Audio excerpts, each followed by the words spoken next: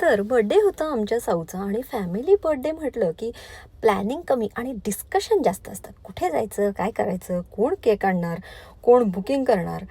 सगळ्यांकडे आयडियाज भरपूर, पण डिसिजन घ्यायला मात्र कुणीही तयार होत. मग शेवटी एकमत झालं की चला काहीतरी भारी करूयात. आणि म्हणून मग आम्ही पोहोचलो द बीन्च टाऊनला, विमाननगरमा. आता इथलं कॉन्सेप्ट इतका भारी आहे ना, की पूर्ण प्रायव्हेट थिएटर आहे. म्हणजे दुसऱ्यांना डिस्टर्ब होण्याचा प्रश्नच येत नाही, कारण डिस्टर्ब करायला आपले फॅमिली पुरेशी असते नाही का.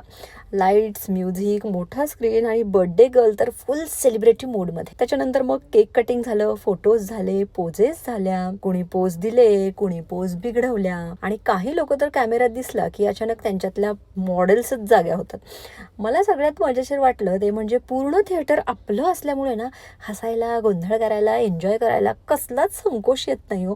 बर्थडे सेलिब्रेशन असू दे किंवा मूव्ही नाईट असू दे, सरप्राईज असू दे किंवा फक्त आपल्या लोकांसोबत थोडासा धिंगाणा घालायचा असो, प्रायव्हेट थिएटर हा त्याचा कॉन्सेप्ट खरंच खूप वेगळा आहे. आणि शेवटी कन्क्ल्युजन मात्र एकच, बर्थडे होता तिचा, पण एंटरटेनमेंट ती मात्र पूर्ण फॅमिलीची झाली.